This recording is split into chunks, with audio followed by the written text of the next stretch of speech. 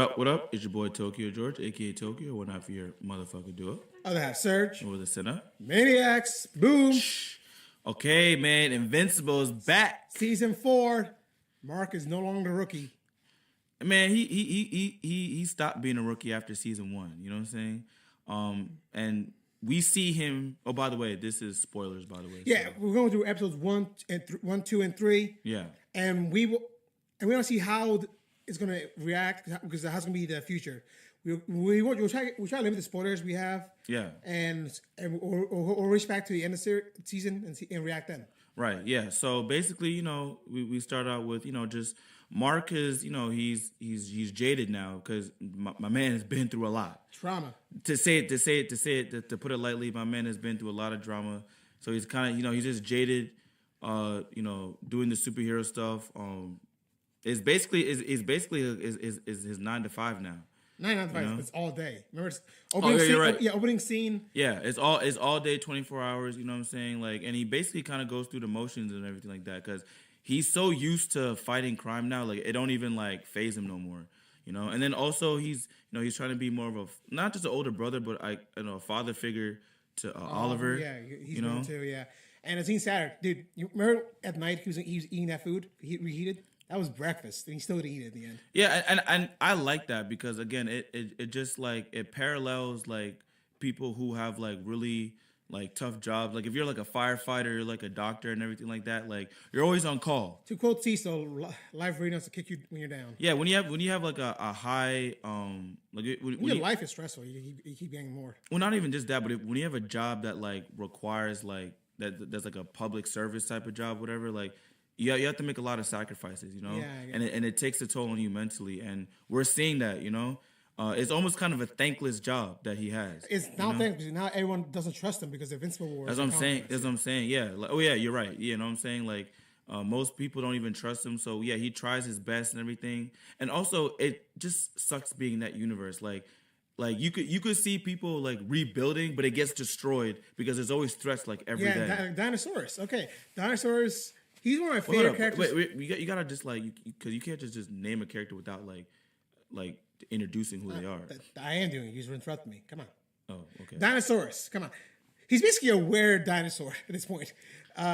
He is an extremist of, I don't say environmental, but like big fan of sacrifice the few for the many. He's a popular character in the Invincible comics. Yeah, because I'm not going to spoil how it ends up, but he changes how Mark really thinks about everything to try and think the big picture now. I mean, his actions aren't. I mean, we could noble or good, but they do leave an impact on Mark. No, I think we could spoil that. Not too much. I mean, we basically, the whole story arc of Mark is he don't want to become like his dad, but as these threats get bigger, they keep coming back. Yeah, and they're not only are the threats bigger, like. The old threats keep coming back and everything. Mark is basically like, yo, I think we need to have like a permanent solution, because we always talk about how Batman, he throws the criminals and they come right back out. You know what I'm saying? Yeah. Whereas the Punisher is just like, hey, yo, I killed him and they stay dead. So Mark is kind of leaning towards the Punisher now. I mean, he has killed when he absolutely has to. No, more accidentally, dude. And plus, half of them they didn't actually die. Conquest and Action Relief didn't die. Right. So okay, you're right. But yeah, but now Mark is like, I gotta, I'm thinking about really leaning into that dark side. He's feeling, Yeah, you know what I'm saying? I mean. Yeah, so it's Mark, he's to me he's one of the best written characters, not just in literature but on television. You see his growth, unfortunately, and it hurts. Yeah. No, I think unfortunately for him, but for us is great television because judging how when we saw him in the first season to now, it's like wow. Yeah. And this dude's not even think about it, and it hit me too when they said it. This dude's not even 21 yet, and literally he's seen like shit that like would break most people. Yeah, that would break most people and shit. Yeah. Yeah. Okay. Here's one too. So, what the hell? No, keep talking. Okay. So, it ends basically. The first episode ends with Mark knowingly and willingly crossing that lines, killing. What's his name? I think his name was. Russ? Russ. So basically, Russ. He was being killed by those aliens. Yeah, the from Mars. Sequoias. The Sequoias. Yeah, and then we, and the Guardians. at first they give him shit about it. But then they've all taken life. Yeah. Well, not only Also, dude, MVP Brit is back. Oh yeah, Brit. Shout out to Jonathan Banks from Better Call Saul and Breaking Bad. He plays Brit. Oh, Mike. Yeah. Mike. Yeah. Honestly, he looks just like him. Honestly. Yeah. If you don't know, Jonathan Banks is Mike from Better Call Saul and Breaking Bad. Yeah. Brit is obviously that's perfect casting. Yeah. I mean, right? they all the voice casting they always nail it. Yeah. But you know the Guardians they give him shit for killing, but as they start to see the Sequid invasion and everything and how whatchamacallit, like they give Mark shit for killing the head Sequid guy, but Robot Boy, he has a moment with Monster Girl and he's like, you know, every time we that's episode 3, man. So oh, okay, well, yeah, but again, eventually they all accept there was no choice. If only one Squid Alien got out, it would have been game over. Bad you are. Yeah, you kind of like even though like what's his name, Bulletproof, like he was like a hair away from like kind of like saving the Rust guy and everything like that, like giving him the cure. But you know sometimes fast is not fast enough. And Mark had to do the ultimate difficult decision and had to eliminate. Yeah, dude. and he knowing he had to. He crossed the line. But things though, again, killed a few to save the many. So I never want to be in that position, honestly, ever. No, but I feel like in the world that they live in, you kind of have to like, because again, like these threats keep coming like over and over and over. Yeah, you know. All right. So now we move to episode 2, which is my favorite of the whole first 3 episodes. Because we see Alan the alien again. I'm not gonna lie. I ain't gonna lie. Like the Omni-Man and Alan part was my favorite part too. No, but the backstory though. Yeah, no, and that was actually, you know what? I take it back. That's my second favorite part. The Viltrumite backstory is that peak right there. Yeah, that was amazing. And you know what? To quote Alan, he made me feel bad for a bunch of homicidal and crazy. Well, aliens. the thing is, like, I don't necessarily feel bad. Okay, so basically, the Viltrumite backstory, they basically show you why the Viltrumites got eliminated. So basically, a virus wiped them out. Yes, it's called the Scourge virus. It wiped them out. And we'll say who made it later. Okay. Yeah. And it killed 99.9% of the population. So by the time Omni-Man was adult, right? There's only 50 of them left. There was only 50 of them left, and because they mentioned that there were 50 of them left. And why? And it also gives a deeper reason as to why they went to go to other planets to mate. You know what I'm saying? Yeah. So they can ensure the survival of their race. But they didn't mate until they found Earth. Yeah. Yeah. You know, that's what I'm saying. It's not just Earth, but like they did it on other planets too. But the thing is, that's why they, you know, and on one end, I could understand, like, just as a human being, like, okay, like, you want to ensure the survival of your race, but it's the Viltrumites we're talking about too. They're not exactly the most. They've done worse things. They've done atrocious things, and so they're not. So they're feared, and people don't like them, and everything like that. And but you like Sir said, I don't necessarily feel bad for them, but I understand, like from Nolan's point of view, like especially when he finds out who did it. Why he's so upset? I mean, this whole episode is basically Nolan's karma. I'm sorry. You know what I'm saying? Yeah, no. And again, Nolan's also another great character because while we're seeing Mark go to the dark side more, we're seeing Nolan trying to basically redeem himself. And mind you, when him and Alan, and I loved like him and Alan scenes because they're trying to get materials for this Viltrumite war. Yeah. And the people that they go to, they all hate. They all suffered. Yeah, they all suffer from the hands of the Viltrumites, and it's hard for Alan to be like you know, because he's like, I understand them, but at the same time, y'all gotta trust me. He's different. You know what I'm saying? You know, they make a joke that, you know, if a Viltrumite apologizes, that's crazy. Yeah, because they're all well-known scumbags. Saying one's apologizing sincerely, saying, "Yeah, what the fuck?" But it's still a level of hesitation because, you know, Viltrumites on the turn of a dime. You know what I'm saying? Yeah, I agree. So it's always an uneasy alliance. You know, 100%. But yeah, okay, so yeah, okay, let's go to the comedy scene real quick. Every time no one tries to sleep, Alan and his girlfriend. Well, yeah. So basically, again, Nolan, he's going through his redemptive He's arc. getting his karma too. And look, it's one thing for all the people that he's ever crossed in a bad way to like just have their hesitation about him. Is another when one of the people who they share like so. Let me go back a little bit. Yeah, you kind of lost me here, man. Yeah, so they find refuge on an alien ship. What was it called? Alan's girlfriend. She knows the captain of that ship, right? No, they found refuge. That was a Star Trek ripoff. It was basically a really bad. No, I'm not. Well, yeah, it definitely was a Star Trek ripoff. But I'm saying they find refuge on the ship, like because they need that ship to go to places to get what they need, right?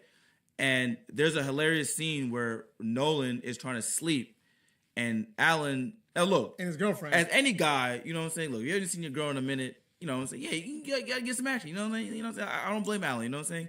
But Nolan, he unfortunately is in the room next door, and he's hearing all that stuff. Yeah. But at the same time, because it's Nolan, we're like, that's what you had get. That coming, man. Yeah, you had Fun that coming. fact: that scene repeats itself over different characters over the whole series. Yes, it does. But here's the thing. We find out that there was an extra room that the captain of the ship did not tell. Because he thought they were a throuple. Yeah. He basically says it in the most fanciest way possible. Like, he thought they were having threesomes. Yeah. And he was like, and when Nolan found that out, for a moment, it looked like, he was about to just crash out on dude. But he was like, you know what? I'm trying to be good, so I can't do it. Yeah. So, which is funny. It was funny as hell. Yeah. Okay. So now. Okay, after getting Space Racer, after getting the Ragnaroks, after getting what's the other thing they got? They got that bug that weakens the Viltrumites. Oh yeah, that alien stink bug. That's when Nolan finally talks to what's his name? Voice the Betrayer. Yeah, the Betrayer voice. His name is Mark Hamill. No. Was it? I thought Mark Hamill did the voice. Did he not? No, that's Optimus Prime voice. Peter Cullen. Yeah, Peter Cullen. His name is Thamus? I just said the Betrayer. Thamus. I think his name's Thamus, right? The leader of the coalition, right? Thanos. No, his name is not Thanos. No. Oh yeah, but he reveals he's the Viltrumite that created the Scourge virus, and then he broke his, then he killed his people.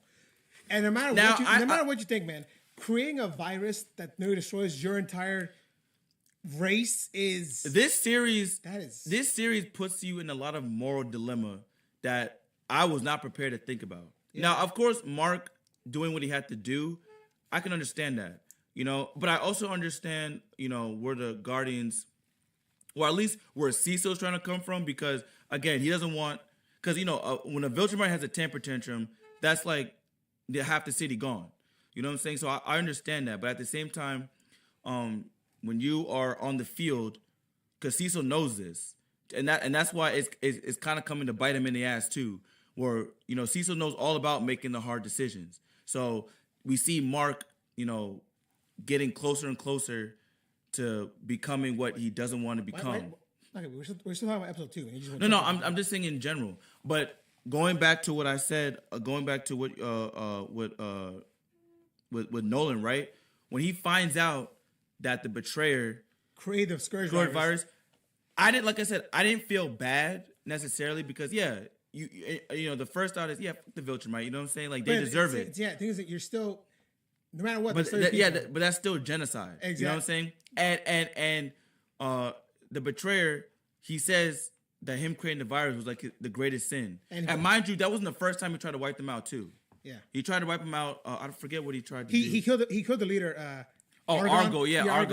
Yeah, he thought maybe without the leader they'd be better, but they just doubled down the hatred. And that's the thing, because that's why he calls it his greatest sin, because while it is still genocide, it's still a people. It is the Viltrumites, but you also have to think about this is how they were raised too.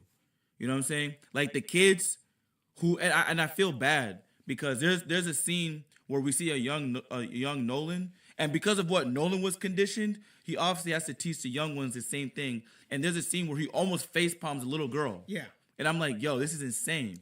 So, but then his parents beat him up. So mom took it very personally. Yeah. So him like the Scourge guy, like almost vaporizing an entire species, you have to think about it like, yeah, but how much of these guys really have a choice? They don't have a choice. I totally don't know. You know what I'm saying? Maybe like the top of the top, yeah, sure, because they're no one can oppose them. But the ones who are under them, if they oppose the Viltrumites, they die. They die. Yeah. Okay. You know? So now we go to episode 3, which I think is kind of the weakest of the 3. Because also we forgot about the episode 1 finale. Conquest, of course, wakes up and escapes. First of all, we all knew that Conquest, like as soon as Cecil decided not to like have him exterminated or send him off to a different planet, we knew that it was gonna come bite him in the ass. Yep, that's Cecil's biggest fuck up. But it goes to show you, just like, you know, Cecil always trying to think like like a guy who's known to control every situation. Always tries to. Yeah, a guy who tries to control every situation. It shows you that, like, yo, there's things that are beyond your control. You can't control everything, and it shows, because look at Conquest. He thought, oh, I can basically create another reanimatron or whatever like that, and Conquest obviously is not your average Viltrumite or whatever, and now he's in space again. Yeah. Okay. So also, it's episode 3. We actually go do multiple storylines this one. Cecil talked to Mark saying, you don't have to make that hard call. I can make the hard call for you, so you can stay good, be good. And when I saw that, I was like, I understand what he's trying to say. Yeah, because he's still just a kid, unfortunately. Yeah. Mark is still young. He's not even allowed to drink yet. No. But at the same time, the trauma that Mark he's basically grown up. You know what I'm saying? I mean, he is a grown man. He's just a young man. But the thing is, like, no, I'm not saying that. It's just the fact that, like, you know, sometimes, like, Cecil doesn't understand that, like, what Mark has to go through. Like, Cecil can't, like, there's only so much Cecil can do. You know what I'm saying? There's only so much Cecil can do, because you're like, they've done well to adapt to situations, whatever like that, but they have no idea what they're really up against. And have you seen the trailers? They're letting you know what we're up against. You know what I'm saying? But they don't know that. You know what I'm saying? And so it's just like, I understand what he's trying to tell Mark, but it's like, Cecil, you also don't know what you're up against either. You know what I'm saying? Yeah. And then now, next part of this episode was Titan, which I'm really tired of this guy, being honest with you. Okay, I liked him as a character and everything like that. Him back, man. But and my concern is, so, you know, because he's basically like a subplot in the overarching plot, and he's a street guy, so not a street guy. He owns the streets now. No, but his story is street level. You know what I'm saying? No, because the dragon from last season. But these are all crime bosses though. They're all crime bosses.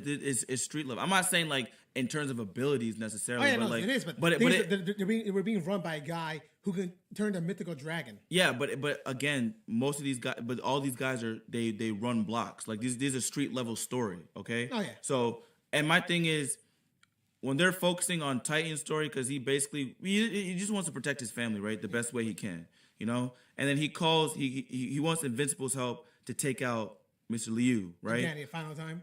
But he ends up calling Oliver instead, who gets his ass handed to him. Mark is busy. What's Mark doing again? He was fighting those aliens, those Flaxians or things, whatever. Yeah, the Flaxians return. Oh my god! Yeah, they return again. Yeah. Mark is off fighting other stuff. Oliver is helping. What's his name? Titan. And who by the way, like I said, Oliver gets his ass handed to him by that dragon.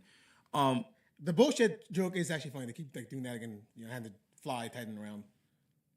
Oh yeah, you mean that scene where Oliver's like picking him up and shit? Yeah, bullshit. Invincible is more bullshit now. Yeah, no, look, it's on a little, like, you know, like there's funny moments, there's badass moments. My biggest concern is that, like, I don't know how well they're gonna balance that story with the Invincible war that we're going on. I mean, it ends with basically Mr. Lau submitting to Machine Head. That guy's funny as hell. I love Machine Head. Yeah, no, look, yeah, like, you know, they basically have their own little crime syndicate now. Yeah. You know, because it's like, okay, well, we we're clearly better together than as one. You know what I'm saying? I mean, we're clearly better together than us trying to fight each other individually. Yeah, and of course, Machine Head orchestrated everything, so that's why he's in charge of everything now. But my thing is again like how like you said.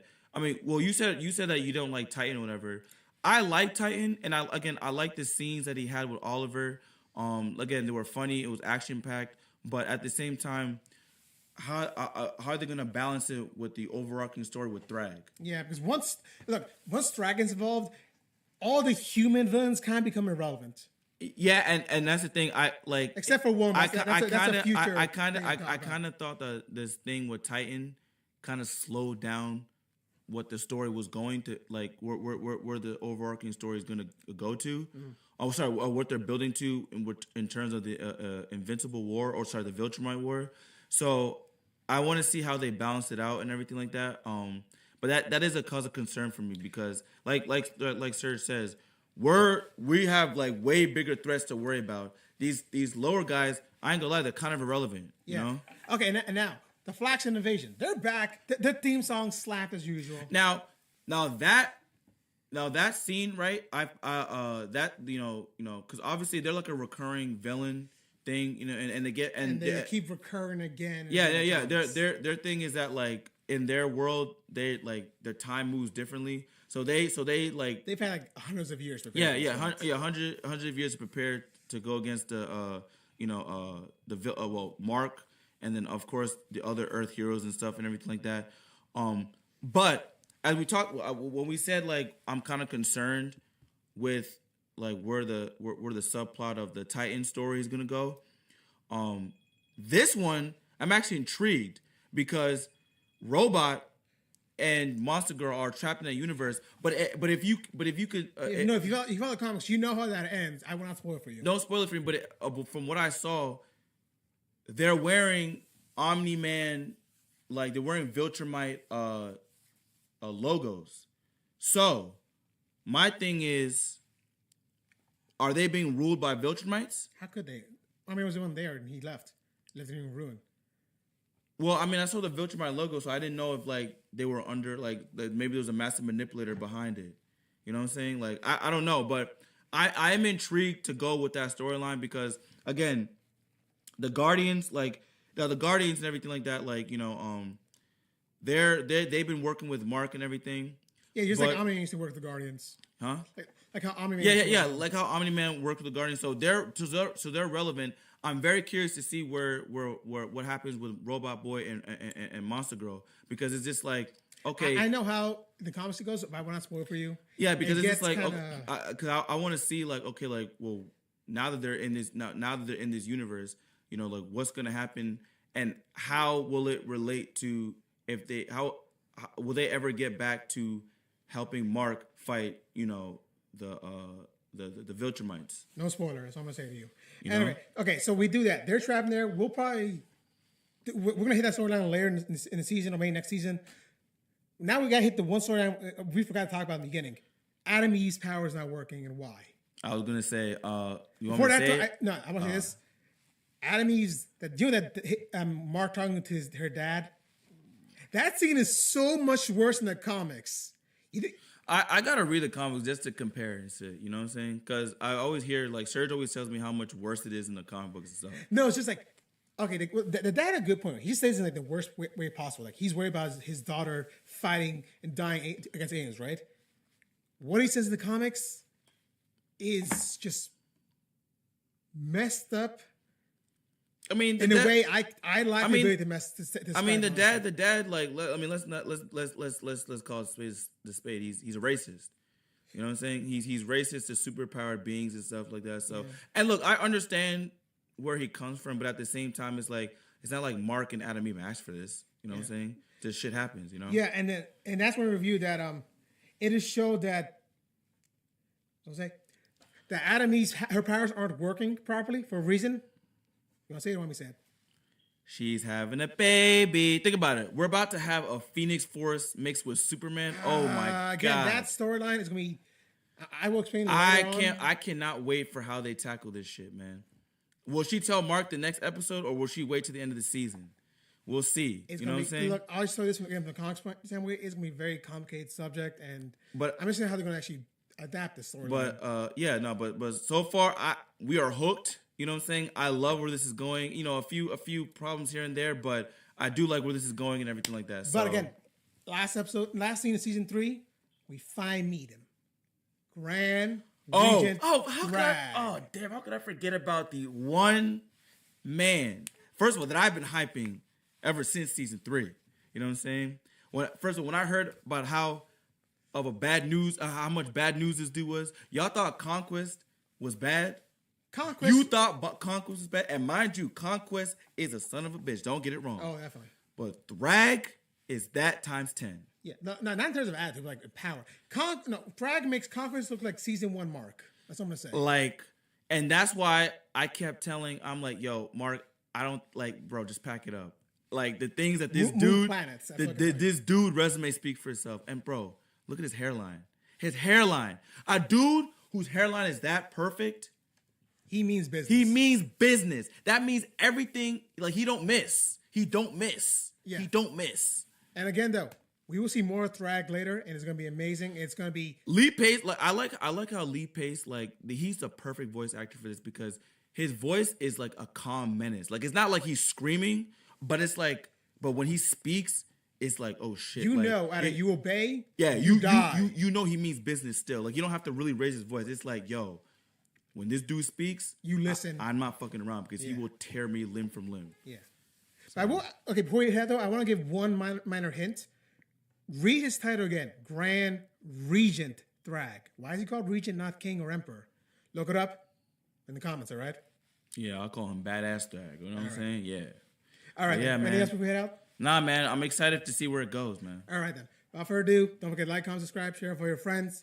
We'll see you all next time. Bye.